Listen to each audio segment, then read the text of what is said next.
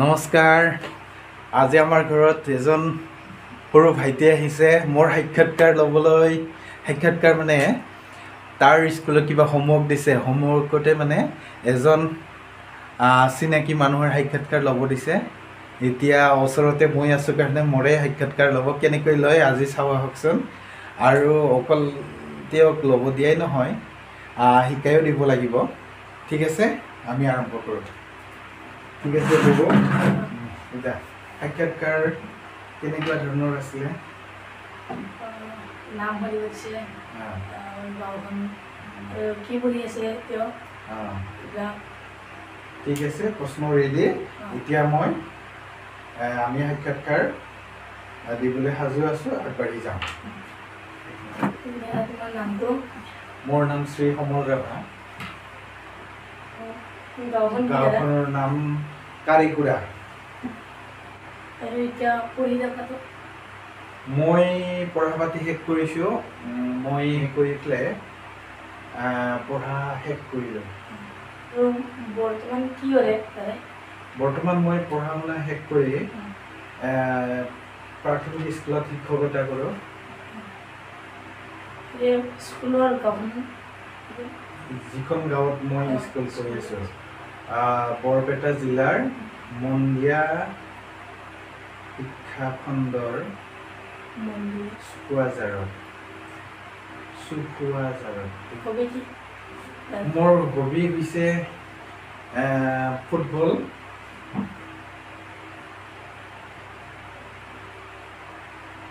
Football খেলোৱা আৰু ঠাই চোৱা।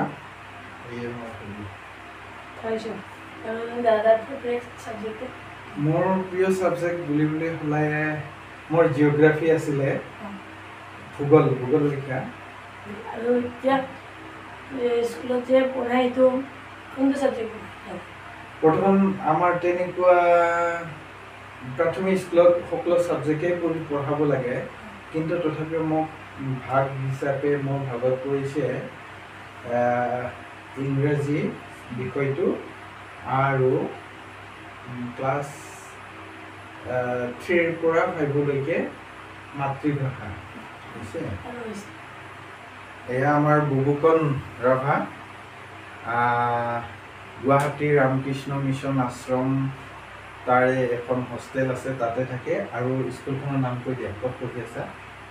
আৰ্য বিদ্যাপীঠ উচ্চতৰ মাধ্যমিক আৰু বহুমুখী বিদ্যালয়। ময়ো সেই স্কুলৰ প্ৰাক্তন ছাত্ৰ আৰু বৰ্তমান এখেতে বুবুকণে তাতেই পঢ়ি আছে। কোন ক্লাছত পঢ়া কৈ দিয়া? ক্লাছ 9। মোক যে আজি সাক্ষাৎকাৰটো ল'বলৈ আহিছা, এইটো তোমালোকৰ গ্ৰীষ্মকালৰ বা গ্ৰীষ্ম বন্ধৰ কি দিছে?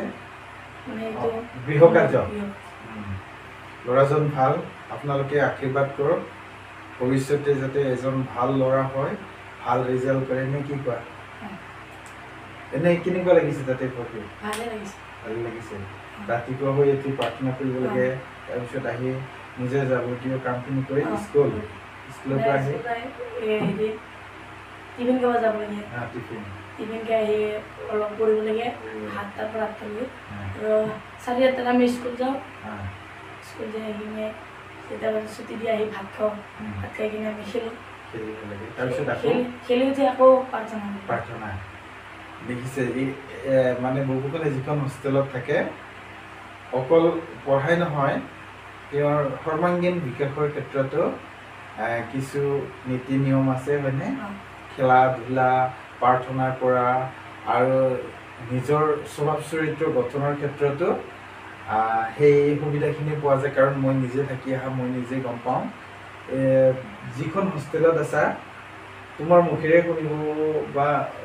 শুনাব খুজিছোঁ, হোষ্টেলখন ক'ত আৰু কোনখিনিত ভালকৈ ক'লে ভাল হ'ব কোৱাচোন? গুৱাহাটীৰে উলুবাৰী। এইটো উলুবাৰী পল্টন বজাৰেদি যাব লাগে। পল্টন বজাৰেদি যায় চেৰাপতি বুলি কয়। চেৰাপতিৰ পৰা এইটো লেফ্ট চাইডে হয়। লেফ্ট চাইডে যাই কিনে অলপ আগবাঢ়ি যাব লাগে। যাই কিনে অলপ ৰাইট চাইডে এটা দলং বুলি কয়, দলঙেদি যায় ৰামকৃষ্ণ মিছনটো পাই যায়। আৰু আপোনালোকে যদি উলুবাৰীত নামি যিটো পুলিচ হেডকোৱাৰ্টাৰ আছে সেইটো পাৰ হৈ যিটো মানে চেৰাপাতি যোৱা ৰাস্তা আছে সেইফালে নগৈ লেফ্ট চাইডে এটা বিৰুবাৰী যোৱা ৰাস্তা আছে। সেই ৰাস্তাৰে গ'লে আপোনালোকে পাই যাব। তাৰ পৰা উলুবাৰীৰ পৰা 20 কিলোমিটাৰ নহয়, 3-4 কিলোমিটাৰ হ'ব ন, 3-4 কিলোমিটাৰ হ'ব।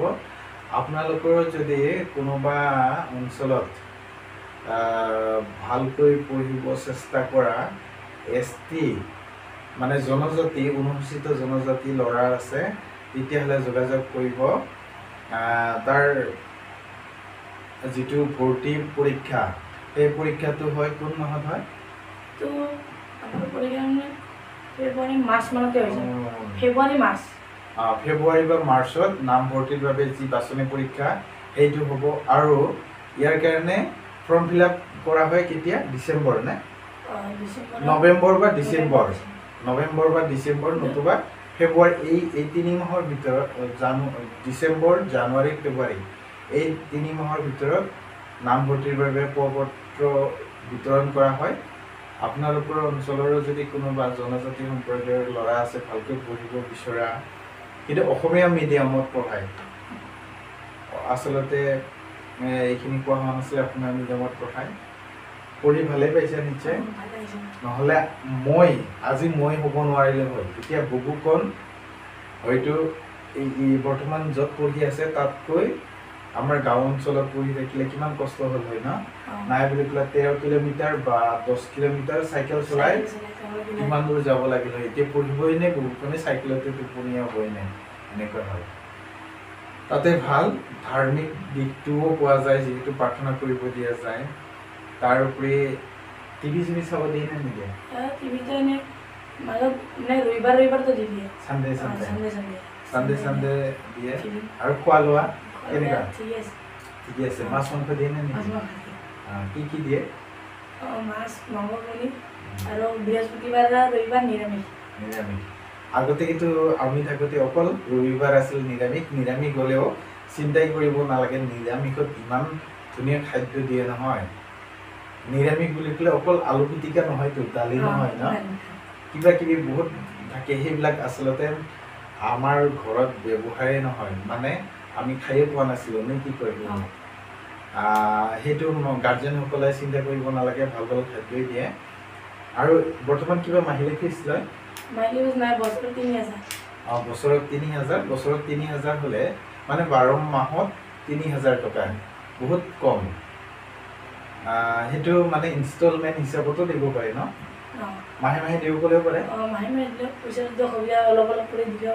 পাৰে, একো ভেজাল নাই। মাত্ৰ 1 বছৰত 3,000 টকা। কিন্তু কিছুমান স্কুল আছে মাহতে 3,000 টকাৰ ওপৰত যায়। আমাৰ ল'ৰা মানুহৰ কাৰণে হৈ যায়। আপোনালোকে যদি ল'ৰাবিলাকক পঢ়াব বিচাৰে জনজাতীয় সম্প্ৰদায়ৰ ল'ৰা, তেতিয়াহ'লে আপোনালোকে যোগাযোগ কৰিব। বুবুহঁতে ভালকৈ পঢ়ি শুনি তাৰ আগবাঢ়ি গৈ আছে। আৰু বুবুৰ কেইবছৰ আছে? মাত্ৰ 9 আৰু 10। এতিয়া কোন ক্লাছ পাইছে? 9 পাইছে। 9টোতো গ'লেই আধা। এই 1.5 বছৰ আছে। এই 1.5 বছৰৰ পিছত ধুনীয়াকৈ ওলাই আহি এখন ভাল কলেজত পঢ়িব। তাততো ৰিজাল্ট ভালেই হয় ল'ৰাবিলাকৰ ন? আমি থকা সময়তকৈ বহুত ভাল হৈ আছে ৰিজাল্ট। এতিয়া 2nd ডিভিজন খুব কমেই ন? চব 1st ডিভিজনে ষ্টাৰ মাৰ্ক ওপৰত গৈ আছে।